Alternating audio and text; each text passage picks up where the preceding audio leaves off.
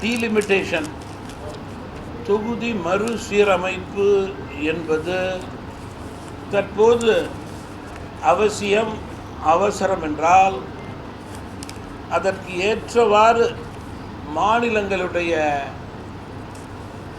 உயர்வை, வளர்ச்சியை மத்திய அரசு முழுமையாக கணக்கிட்டு அதற்கு ஏற்றவாறு மாநிலம் உயர, கிராமம் முதல் நகரம் வரை இதன் அடிப்படையிலே பலன் பெறும் வகையிலே இது அமைய வேண்டும் என்பதுதான். அதற்காகத்தான் இன்றைக்கு தமிழக அரசு, அதனை சார்ந்த கட்சிகள் குரல் கொடுத்து கொண்டிருக்கிறது.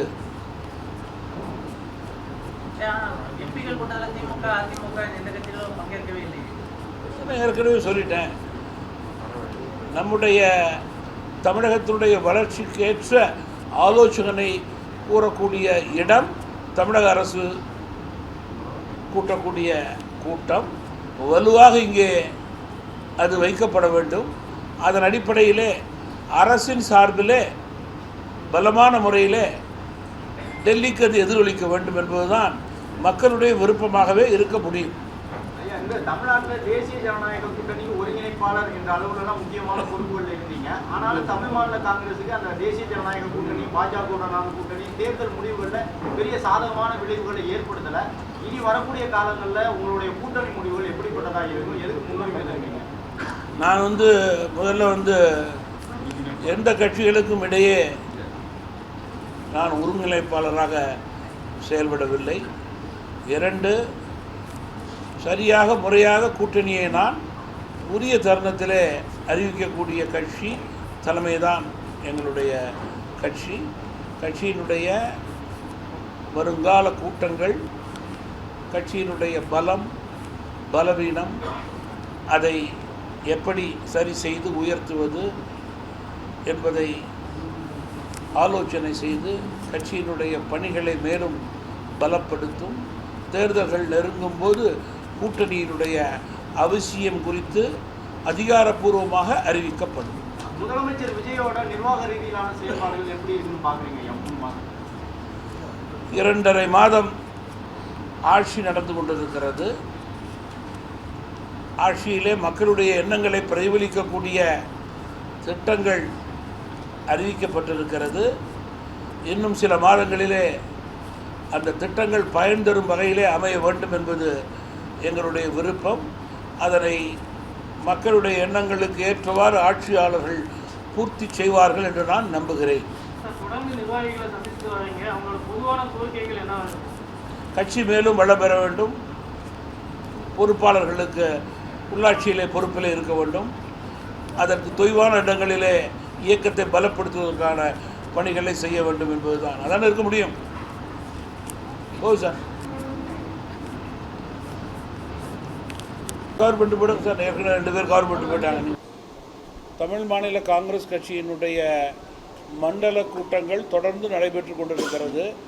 மதுரை மண்டலமும் டெல்டா மண்டலமும் ஏற்கனவே நடந்து முடிந்திருக்கிறது. சென்னை மண்டலத்தை 3ஆக பிரித்து இன்றைக்கு சென்னை, காஞ்சிபுரம், திருவள்ளூர், செங்கல்பட்டு மாவட்டங்களுடைய மாவட்ட தலைவர்கள், மாநில நிர்வாகிகள் மற்றும் அமைப்பு தலைவர்கள், நிர்வாகிகளுடைய கூட்டம் நடைபெற்றது. கூட்டத்தினுடைய நோக்கம் உள்ளாட்சி தேர்தலுக்கு இயக்கத்தை பலப்படுத்தி உள்ளாட்சியிலே தமிழ் மாநில காங்கிரஸ் கட்சியினுடைய பிரதிநிதிகள் நல்லாட்சி ஏற்படுத்துவதற்கான நல்ல வாய்ப்பை கொடுப்பதற்கான ஆலோசனை கூட்டம் நடைபெற்றது. ஆக்கப்பூர்வமான ஆலோசனைகளை மாவட்ட தலைவர்களும் மாநில நிர்வாகிகளும் கொடுத்தார்கள். அடுத்த மாதம் நானும் ரெவென்யூ மாவட்ட ரீதியாக எல்லா மாவட்டங்களுக்கும் சென்று ஆக்கப்பூர்வமாக பணிகளை ஊக்குவிக்க இருக்கிறேன்.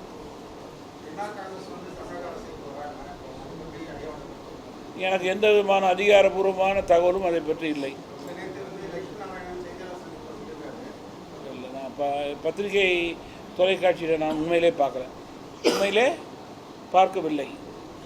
2வது, தமிழகத்தினுடைய புதிய ஆட்சி அவருடைய முதல் பட்ஜெட், பொதுவான பட்ஜெட், 2 விவசாய வேளாண் பட்ஜெட். பொதுவாக அனைத்து தரப்பு மக்களுடைய எண்ணங்களை பிரதிபலிக்கக்கூடிய வகையிலே பொது பட்ஜெட் அமைந்திருக்கிறது. தேவைக்கு ஏற்றவாறு நிதி ஒதுக்கீடு செய்யப்பட்டிருக்கிறது. கூடுதல் நிதி சில அம்சங்களுக்கு தேவைப்படுகிறது என்ற தேவையை அந்தந்த துறையினுடைய சங்கங்கள் வெளிப்படுத்தியிருக்கிறது. அதை அரசு வரும் நாட்களிலே பூர்த்தி செய்யும் என்று நம்புகிறேன். குறிப்பாக வேளாண் பட்ஜெட்டை பொறுத்தவரையிலே விவசாயிகளுடைய வருங்கால முன்னேற்றத்திற்கு ஏற்றவாறு பட்ஜெட் அமைந்திருக்கிறது. மேலும் விவசாயிகளுடைய நோக்கம் அவர்களுடைய வங்கி கடன் அடைப்பு முழுமையாக இருக்க வேண்டும் என்பதுதான். அதை தமிழக அரசு பூர்த்தி செய்ய வேண்டும் என்று தமிழ் மாநில காங்கிரஸ் கட்சியின் சார்பிலே கேட்டுக்கொள்ள விரும்புகிறேன். இன்றைக்கு தமிழகத்தினுடைய முக்கிய பிரச்சனை காவிரி பிரச்சனை, மேகதாது பிரச்சனை, தொகுதி மறுவரைவு. இதில் அரசு கவனம் செலுத்தி படிப்படியாக செல்லக்கூடிய நிலை ஏற்பட்டிருக்கிறது. குறிப்பாக காவிரி பிரச்சனைக்கு மேகதாது கட்டுவதற்கு அனுமதிக்கக்கூடாது, தண்ணீர் தேவையை அரசு பூர்த்தி செய்ய வேண்டும் என்று நம்முடைய உரிமையை கோருவதற்காக தமிழக அரசு தற்போது உச்சநீதிமன்றம் சென்றிருப்பது வரவேற்கத்தக்கது என்று தமிழ் மாநில காங்கிரஸ் கட்சி கருதுகிறது. மேலும் தொகுதி மறு அறைவை பொறுத்தவரையில் மிக முக்கியமான ஒன்று, தமிழகத்தினுடைய கிராமம் முதல் நகரம் வரை வளருவதற்கான சூழல் இதில் இருக்கிறது. அதை முழுமையாக பயன்படுத்தி கொண்டு தமிழகத்தினுடைய பிரதிநிதிகள் உயர்வதற்கான ஆக்கப்பூர்வமான பணிகளுக்காகவே இன்றைக்கு நாடாளுமன்றத்துடைய கூட்டத்தை அரசு கூட்டியிருக்கிறது. துரதிர்ஷ்டவசமாக சில கட்சிகள் இந்த கூட்டத்திற்கு செல்லாதது வருத்தம் அளிக்கிறது. மக்களுடைய எண்ணங்களை பிரதிபலிக்க வேண்டியது மக்கள் பிரதிநிதிகளுடைய கடமை. அதை அவர்கள் முறையாக செய்ய வேண்டும் என்று நான் கேட்டுக்கொள்ள விரும்புகிறேன்.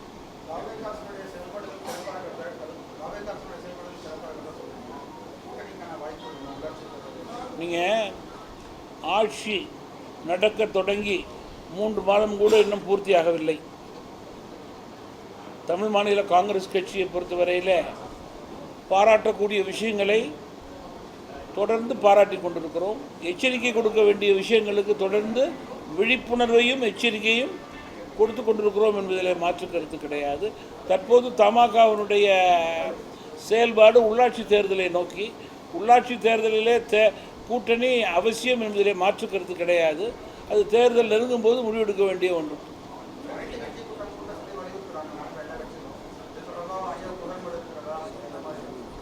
ஏற்கனவே சட்டமன்றத்திலே ஒரு முடிவெடுத்து அதன் அடிப்படையிலேயே கர்நாடக அரசுக்கு தமிழக அரசு தண்ணீர் கொடுக்க வேண்டும் என்பதற்கு வலு சேர்த்தது. மேலும் முதல்வர் பயணம் கூட திட்டமிடப்பட்டிருந்தது. இருப்பினும் மேலாண்மை ஆணையம் கூறிய பிறகு கூட கர்நாடக அரசு தண்ணீர் கொடுக்காதது மிகுந்த வருத்தமான செய்தி. இறுதியாக சுப்ரீம் கோர்ட்டுக்கு போக வேண்டிய கட்டாயத்தின் அடிப்படையிலே தமிழக அரசு தன்னுடைய உரிமையை நிலைநாட்ட நினைக்கிறது. தேவைக்கேற்றவாறு அனைத்து கட்சி கூட்டம் தமிழ்நாடு அரசு போடக்கூடிய சூழல் வரும்போது அதை செய்வார்கள் என்று நம்புகிறேன். இன்றைக்கு கூட அனைத்து நாடாளுமன்ற உறுப்பினர்களையும் தொகுதி மறுவரைக்காக கூட்டிருக்கிறார்கள். அதிலே எதிர்கட்சியும் ஆண்ட கட்சியும் கலந்து கொள்ளவில்லை என்பது வருத்தமான செய்தியாகத்தான் இருக்கிறது.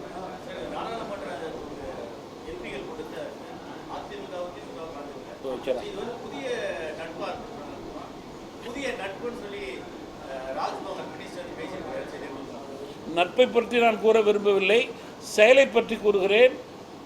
மக்கள் விரும்பாத செயல்.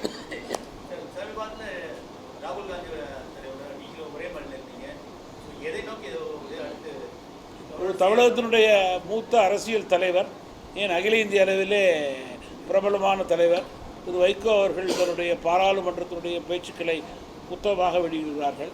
காஷ்மீர் முதல் கன்னியாகுமரி வரை இந்தியாவினுடைய மூத்த தலைவர்கள் கலந்து கொள்கிறார்கள். தமிழகத்தை சேர்ந்த தலைவர்களிலே நானும் ஒருவனாக அந்த பத்திரிகையில் இருக்கிறேன். குறிப்பாக அந்த புத்தகத்தை வெளியிடுவது அகில இந்திய அளவிலே முன்னணி தலைவராக இன்றைக்கு மக்களுடைய மனதிலே அவருடைய எண்ணங்களை பிரதிபலித்துக் கொண்டிருக்கும் திரு ராகுல் காந்தி அவர்கள் அந்த புத்தக விழாவிலே கலந்து கொள்வதிலே தமிழ் மாநில காங்கிரஸ் கட்சிக்கு மிகுந்த மகிழ்ச்சி. நாங்கள் காங்கிரஸ் கட்சி ஏற்கனவே இன்றைக்கு கூட்டணி அரசியலிலே இருப்பதற்கு எங்களுடைய மகிழ்ச்சியைத்தான் தெரிவித்தோம். காங்கிரஸ் கட்சி 60 ஆண்டு காலமாக பெருந்தலைவருக்கு பிறகு வாய்ப்பில்லாத ஒரு சூழலிலே இன்றைக்கு இந்த கூட்டணியிலே காங்கிரஸ் கட்சி இருப்பது தமிழ் மாநில காங்கிரஸ் கட்சிக்கு மகிழ்ச்சியாகத்தானே இருக்க முடியும்.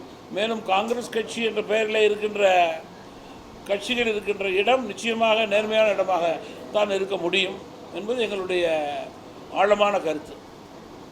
அரசியல் பண்பாடு, நாகரீகம் இதனை முதன்மையாக வைத்தே அரசியல் தலைவர்கள் தங்களுடைய பேச்சுக்களை முன்னிறுத்த வேண்டும் என்று தமிழ் மாநில காங்கிரஸ் கட்சி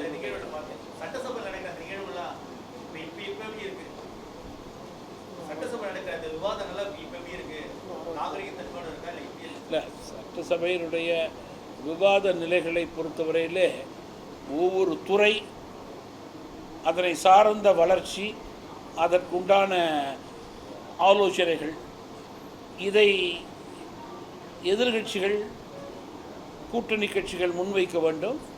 அதற்கு ஆக்கப்பூர்வமான முறையிலே அரசு ஆலோசனைகளை கூறி செயல்படுத்தக்கூடிய நிலையை ஏற்படுத்துவதற்கான நம்பிக்கையை கொடுக்க வேண்டும்.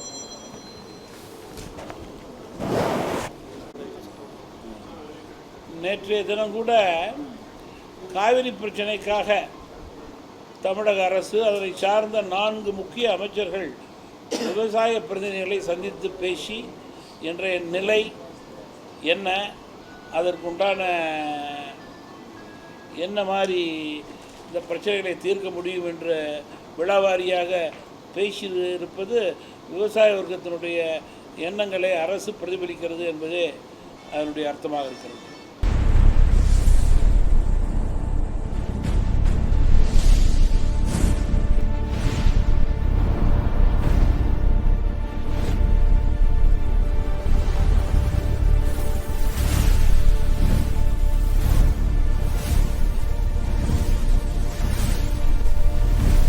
From politics to spirituality, from cinema to crime, one network connects the Tamil world. This is U Tamil.